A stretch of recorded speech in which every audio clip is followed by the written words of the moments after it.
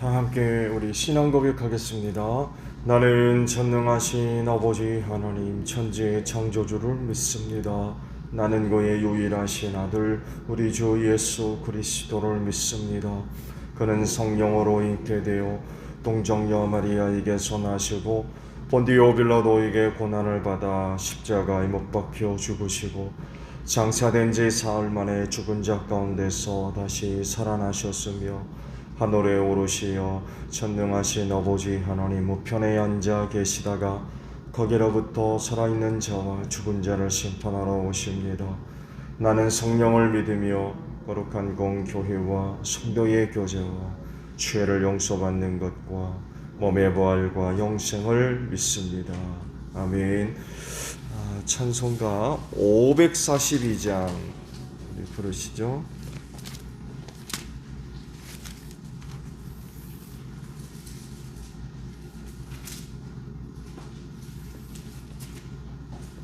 542장입니다.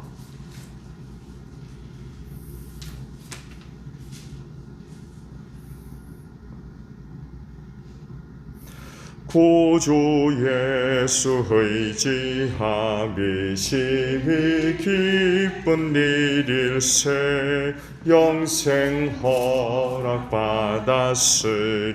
의심하주 없도다. 예수 믿는 것은 받은 증거 많도다. 예수 귀한 예수 믿음 더욱 주소서. 구주 예수 의지함이 심히 기쁜 일일세 주를 믿는 나의 마음 그의 피에 적시네. 예수 믿는 것은 받은 증거 많도다. 예수 귀한 예수 믿음 더욱 주소서. 구주 예수 의지하여 죄악 벗어버리네. 함이 받고 영생함을 주께 모두 얻었네. 예수 믿는 것은 받은 증거 많도다. 예수 귀한 예수 믿음 더욱 주소서. 구주 예수 의지하여 구원함을 얻었네. 영원 무궁지나도록 주여 함께 하소서. 예수 믿는 것은 받은 증거 많도다.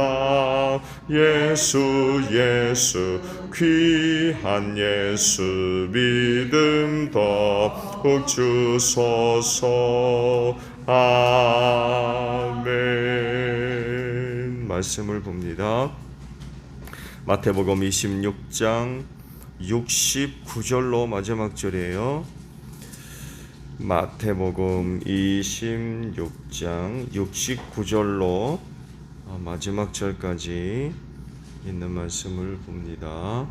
베드로가 안뜰 바깥쪽에 앉아 있었는데 한 하녀가 그에게 다가와서 말하였다. 당신도 저 갈릴리 사람 예수와 함께 다닌 사람이네요. 베드로는 여러 사람 앞에서 부인하였다. 나는 내가 무슨 말을 하는지 모르겠다. 그리고서 베드로가 대문 있는 데로 나갔을 때에 다른 하녀가 그를 보고 거기에 있는 사람들에게 말하였다. 이 사람은 나사렛 예수와 함께 다니던 사람입니다. 그러자 베드로는 맹세하고 다시 부인하였다. 나는 그 사람을 알지 못하오. 조금 뒤에 거기에 서 있는 사람들이 베드로에게 다가와서 베드로에게 말하였다.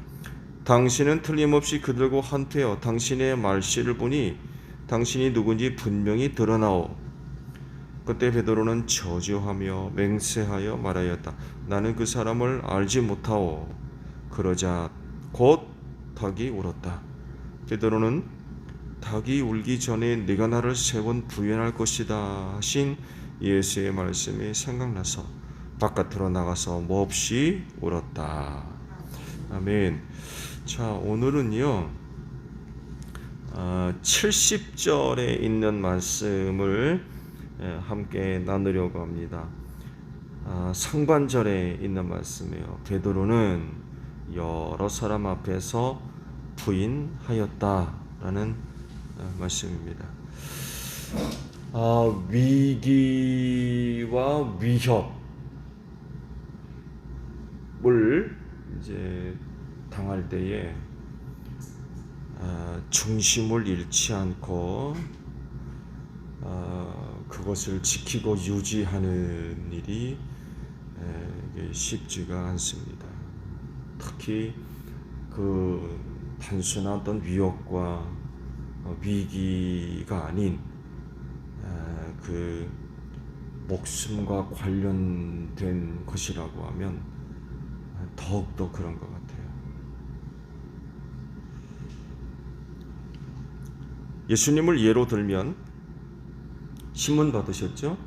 그렇죠? 말씀을 계속 봐왔습니다만 대제사장 가야바에게 먼저 끌려가서 신문을 받으셨죠. 그때 가야바가 이제 이런 질문을 했죠. 여러 사람이 나서서 이제 예수를 고발을 하려고 했으나 이게 뭐 고발거리를 얻지를 못했다가 답답한지 가야바가 직접 일어나 가지고 예수를 신문을 하죠. 뭐라 합니까? 그대가 하나님의 아들 그리스도요 라고 물었죠. 그대가 하나님의 아들 그리스도요. 이 질문에 대한 대답, 예수님에게는 그게 사실이고 진실이죠. 그렇죠? 예수님에게는 하나님의 아들이시며 메시아 곧 그리스도인 것이 사실이죠. 그렇지만 대제사장 측에서 보면 그 물음에 어떤 대답을 하느냐에 따라서 신성모독이 될 수 있고 아닐 수도 있어요. 그래서 예수님이 어떤 대답을 하는가에 따라서 풀려날 수도 있고요. 그대로 붙잡혀서 신성모독죄로 죽임당할 수도 있어요. 어떻게 대답하느냐에 따라서.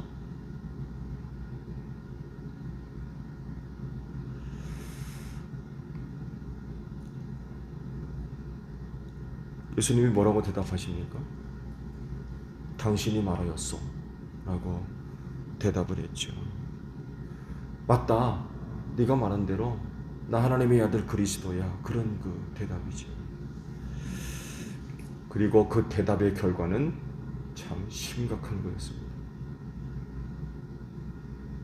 신성모독죄로 고발당해서 이방인의 손에 넘겨져서 결국 죽임을 당했던 거죠. 예수님이 보여주신 것은 어떤 위협이나 위기 속에서도 흔들리지 않고 중심을 잃지 않은 그런 그 모습을 보여주셨어요. 어렵다고 해서, 힘들다고 해서, 위기를 겪는다고 해서 중심 잡지 못하고 흔들리고 무너져 버리는 그런 모습이 아니라 아무리 그래도 그분은 흔들리지 않았어요. 같은 장소에서 예수님과 같은 장소에서 본질적으로 같은 문제가 다른 사람에게 벌어집니다. 누구예요? 베드로죠. 질문의 내용은 다르지만 본질적으로 좀 같은 문제예요.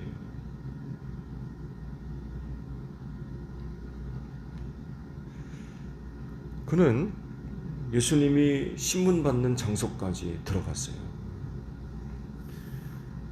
그래서 예수님을 둘러싸고 일어나는 모든 상황을 하나도 빠짐없이 다 보고 있었어요.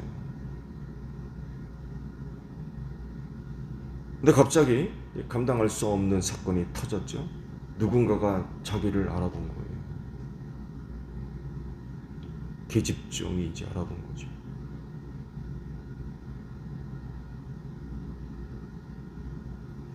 거기 숨어 들어간 거죠. 네. 몰래 숨어 들어간 거였어요. 근데 그만 계집종에 의해서 자기의 정체가 밝혀진 거죠. 자기의 모습을 감추고 있었는데 한 계집종에 의해서 자기의 정체가 드러났습니다. 당신도 저 갈릴리 사람 예수와 함께 다니는 사람이지요. 자, 그럴 때 베드로는 어떤 대답을 해야 될까요? 어떤 대답? 맞다고 해야 될까요? 아니라고 해야 될까요?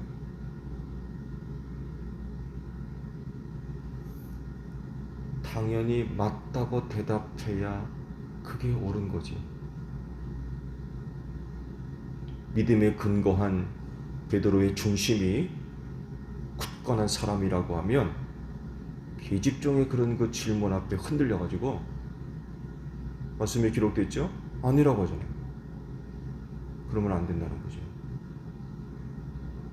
근데 그만 베드로는 흔들렸어요.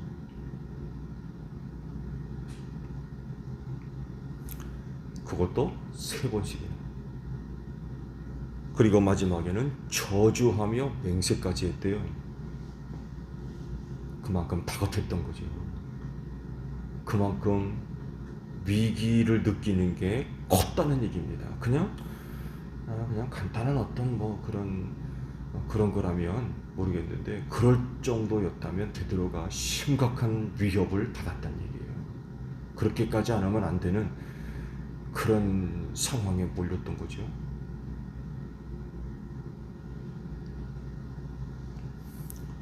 베드로가 왜 그런 대답을 했을까요? 살아나와야 하기 때문에 그래요. 살아나와요. 몰래 숨어 들어갔는데 정체가 드러났거든요. 거기서 살 방법이 뭐예요? 모른다고 해야 돼요.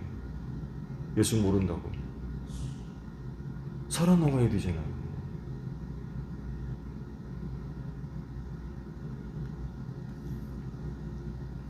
신성 모독죄를 지은 사람과 함께 다녔던 사람이라고 하면 문제가 심각한 거예요. 유대인 종교사회 아닙니까? 이런 종교사회에서 신성 모독죄는 심각한 겁니다. 그래서 어떻게 처리해요? 사형했습니다. 돌에 쳐 죽였어요. 살려둘 수가 없었던 거죠. 하나님을 모독하고 종교사회에서 어떻게 삽니까? 그런 사람하고 같이 다녔다? 이건 심각한 거죠. 이걸 베드로가 모를 리 없죠. 신성 모독죄에 걸렸던 사람과 다녀도 별 문제 없는 그런 거라면 굳이 당신도 저 예수와 함께 다녔던 사람 아닙니까? 라고 했을 때 그게 어때서요? 그게 뭐 어땠단 말입니까? 이렇게도 돼요. 별 아무것도 아니라면? 그렇잖아요. 근데 신성 모독죄에 걸려 고발당한 사람하고 같이 다녔던 사람? 하게 되면 이건 문제가 달라져요.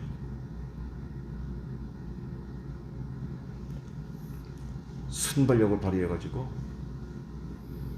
아니라는 거죠. 나 그런 사람 모른다.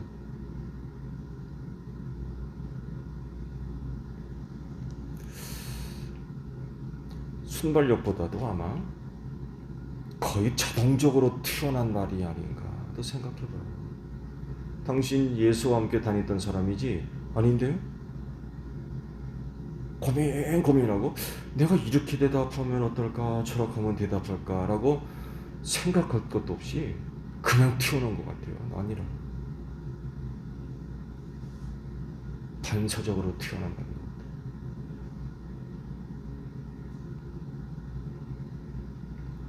위협과 위기 속에서 인간이 살아남고자 하는 반사적인 그런 반응들, 그렇게 좀 이해하는 게 나을 것 같아요. 인간의 본질적인 모습이죠. 그런 어려움을 당할 때 나 죽어라 뭐 그런 사람이 어디 있습니까? 어떻게든 피해 보려고 그러고 벗어나려고 하는 게 인간의 본질적인 모습 아니에요. 뭐 생각할 것도 없이 그냥 곧바로 튀어난 것 같아요. 아니라고. 나 그런 사람 모른다. 살아나야 되니까.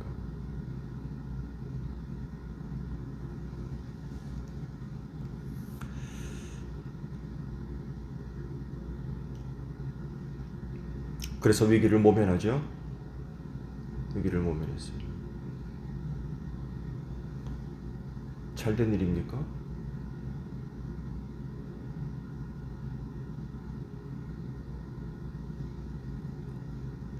그리스도인은 어느 누구보다도 믿음이 있는 사람이에요. 신앙생활을 하니까. 그렇죠?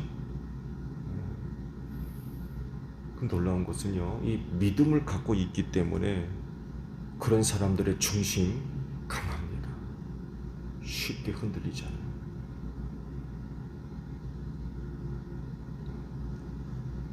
혹은 무너지는 그런 일들이 또 다른 사람들과 비교해 보았을 때 강해요.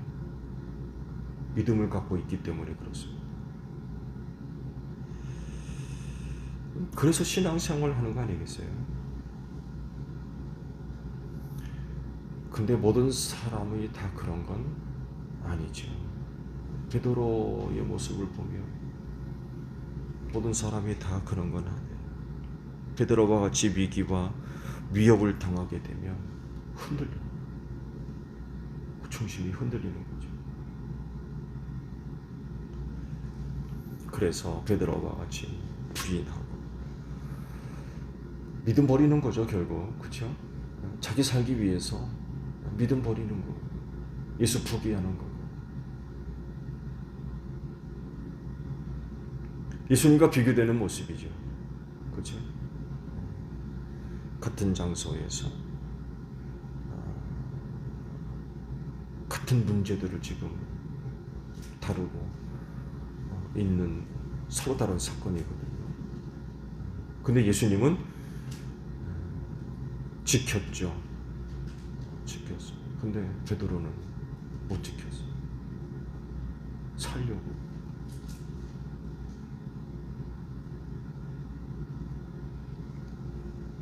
전에 예수님이 그런 말씀을 하신 일이 있죠. 사람 앞에서 나를 모른다고 부인하면 어떻게 하신다고 그랬어요? 하나님 아버지 앞에서 모른다고 내가 부인했거든. 그러면 그 사람 천국 가는 겁니까? 못 가는 겁니까? 예수님이 모르는데 어떻게 천국 가요? 그렇잖아요? 예수님이 모르는 사람이 어떻게 천국에 가냐 말이에요. 근데 오늘 말씀 보세요. 많은 사람들 앞에 베드로가 예수 모른다고 부인했어요. 한두 사람이 아니에요.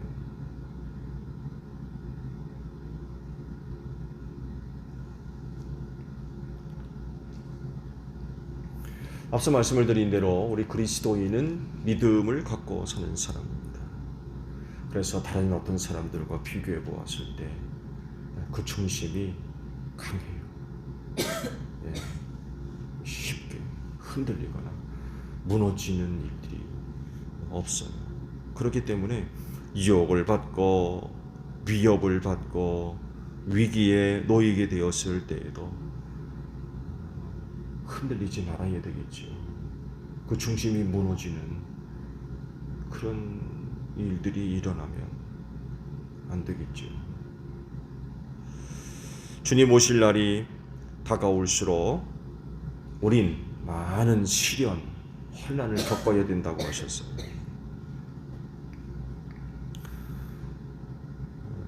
그래서 우리 그리스도인은 믿음으로 말미암은 그 중심을 굳건하게 지킬 필요가 있고 이유가 있는 그런 사람들입니다. 잠깐의 그 육신의 안위를 위해서 저버리는, 포기하는, 흔들리고 무너지는 그런 일들이 없어야 돼요. 각오하고 중심을 잡고 믿음을 지키는, 무슨 일이 있어도 오늘 내가 믿고 있는 것에 대해서 확고한 신앙을 가지고 흔들리지 않는 이런 모습들이 필요하다는 거죠. 이것 때문에 많은 환난 당할 수 있어요. 베드로가 왜 부인한 겁니까? 살려고 부인한 거거든요. 거기서 나오려고. 그래서 나 예수와 함께 다니던 사람이요 그러면 거기 나왔겠습니까? 못 나왔지. 거기서 살아나오려니까 예수 모른다고 부인한 거예요.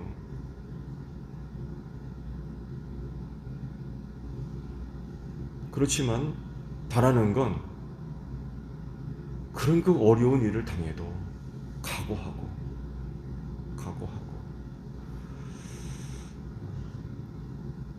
믿음을 지키는, 우리의 중심을 굳건히 지켜나가는 그런 그 모습들이 있어야 되겠죠. 그래야 하늘나라를 얻게 될 것입니다. 만약 그 자리에서 베드로가 부인하지 않고 그로써 당신이 말한 대로 나 예수와 함께 다니던 사람이요 라고 대답을 했다면 무슨 일이 일어났을까요? 아마 예수님과 똑같은 일을 겪었을 겁니다. 실컷 두들겨 맞고 예수님과 함께 십자가에 달렸을 겁니다.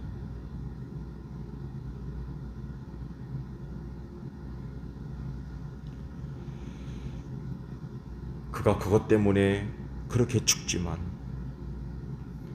그러나 주님이 부활하실 때 그도 함께 부활하게 됐을 겁니다. 다시 사는 은혜죠. 어떤 위기와 또 위협이 있다 할지라도 그리스도인으로서의 모습을 잃지 않도록 좀 많은 그런 거 애를 써야 될 것 같아요.